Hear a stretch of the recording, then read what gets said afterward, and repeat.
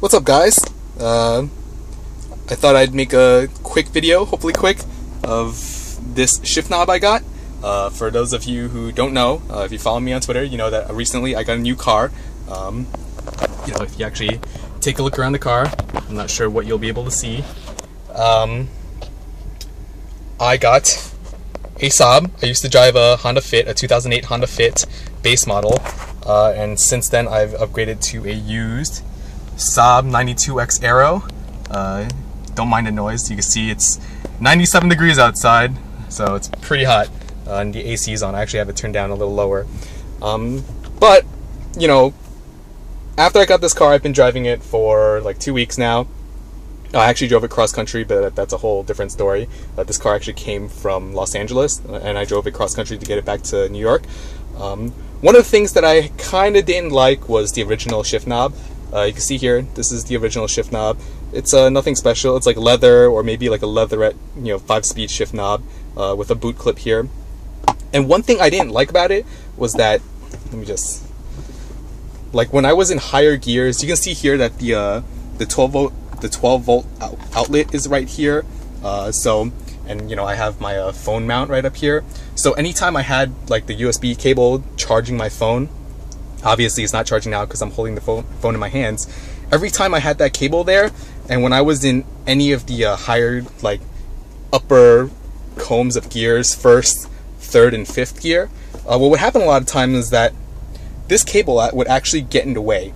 And when I'm driving, I used to hold the shift knob in this kind of grip, and what would happen is sometimes when I would go for the knob, like especially if I'm trying to change gears in a corner, my fingers would actually hook onto the cable, and it kind of got annoying.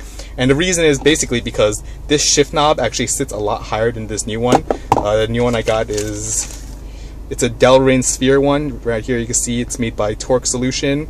It's a round shift knob, and it's a 12mm diameter thread by 1.25 pitch. Here's their website if you're interested. It's made in the USA. It's basically just, I assume, a block of black Delrin that's milled down. If you actually look closely, you can actually see there's like milling circles here. Obviously, this is a less, it wasn't a very expensive custom milled shift knob. You get them really nicely made, where they're custom milled out and they're finished a lot better, like with a nice matte finish. This I kind of don't like because of the concentric circles, but considering I only paid like $20-something for it, I'm not really overly concerned. And another complaint I actually have is that this actually just threads right on, if you didn't know. Another complaint that I had was no boot clip. Obviously you can see here with the factory one, there's that white plastic clip there that clips onto the boot here, and it keeps it held up so it looks nice. But the thing is, because this knob sits so low on this lever, that just the pressure from all this extra material on the boot keeps it up against the knob, so it's not that big of a deal. But the nice thing about this is it does sit half an inch to an inch lower on this lever than the original one does, which means that when I have it shifted up to the higher gears, it's not really as in the way of this center console stack as the original one was. If you look at this one, if you look here, there's this metal ring here. The original one actually sat all the way down, and the boot clip would basically screw all the way down to there, versus this shift knob now, it still screws quite low. It's actually many threads, so you can see that there isn't that much of a gap between that metal ring and the top of the knob, less than half an inch. So if I were to stick the OEM knob around the same height, you can see that's the difference in height. Now obviously I'm just shortening the lever arm.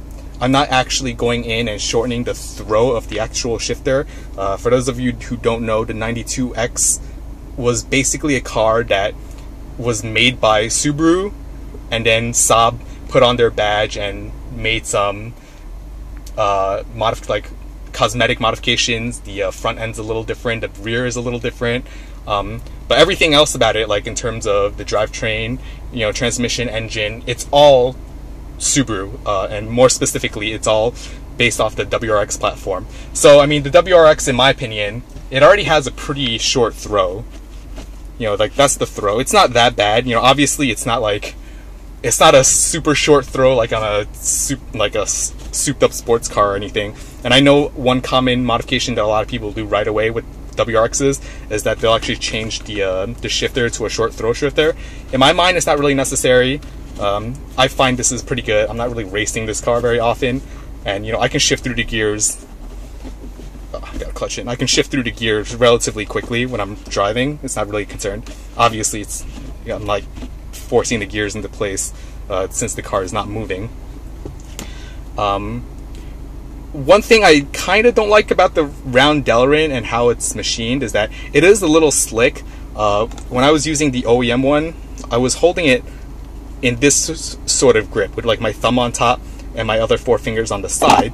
And I can kind of do it with this, but it's not really as comfortable. A lot of times I feel like it's gonna slip out of my grip. It's like, especially when I go like down like this, sometimes I feel like my fingers are kind of slipping off. And that's just obviously the material and the fact that it's like a round shape. It's a 50mm diameter ball, which is slightly under 2 inches.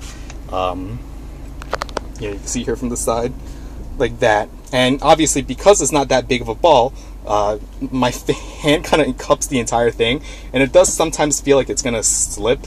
When I hold on to the shift knob, I don't really hold on to it really tight. I'm just kind of cradling it. It hasn't been an issue so far, and what I've started doing is basically modifying how I grip. Oops, sorry about that. I started modifying how I grip the shift knob. Instead of doing it from the side, I actually do it from the top, and I just use these 3 fingers, plus it rests against the side here for me to get to the left to the first and second gears. So me shifting through the gears is now like this, like so. And then for fifth, and reverse, I always, you know, do a sideways grip and then push up. So it's not bad, it's just something to get used to. I do end up holding the shifter a little tighter than I did with this, but I'm willing to make that sacrifice of a different grip, you know, just to get the shorter ride height on the lever. Other than that, it's not too bad. There's like a ding on the side here. I guess, you know, it was obviously just packaged in like this plastic, so if it dropped on the ground or anything like concrete, it would probably ding up a little bit. And the seller that I bought it from, they just, oh, I got the bag right here, they just kind of put it in one of these thin shipping envelopes, so who knows what happened to it. But it's not bad. Maybe I will get one that's actually more of like a piston shape versus this round ball. Now the round ball looks kind of nice. It's a little boring though, but I think for my grip I would probably prefer more of a piston shape, which would be closer to this OEM one. But who knows, we'll see. So yeah, just thought I'd share this. You know, this actually got to me 3 days later than I expected, and I was kind of pissed off because I really wanted a shift knob.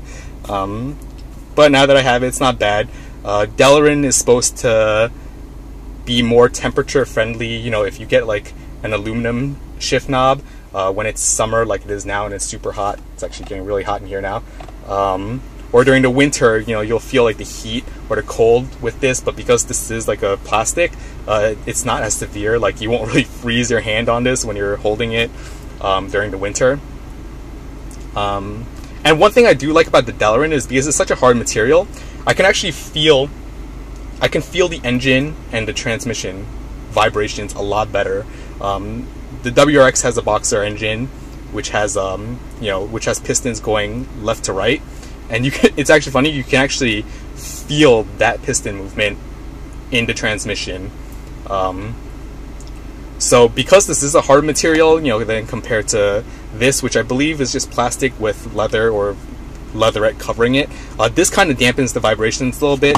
This not so much. And because it is slightly shorter of an arm, you actually have to use a little more force. You don't have as much leverage to get into gear, so it's more definitive about you feeling when you've actually gotten into gear. A few times with this, I've actually, like, the synchros weren't really matched up properly, and I don't like just mashing the shifter into gear, so a lot of times it would actually be in like half gear, and I thought it would be in gear because I couldn't really feel it with my hands, and then I step on the gas and nothing happens, and this obviously just pops back into neutral.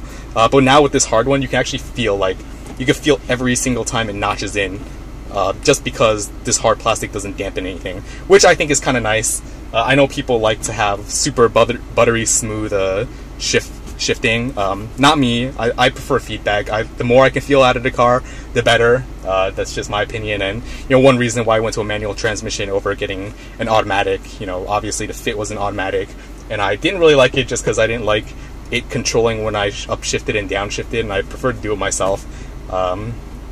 But yeah, that's a whole different topic. So yeah, I hope you guys enjoyed this video, and thanks for watching.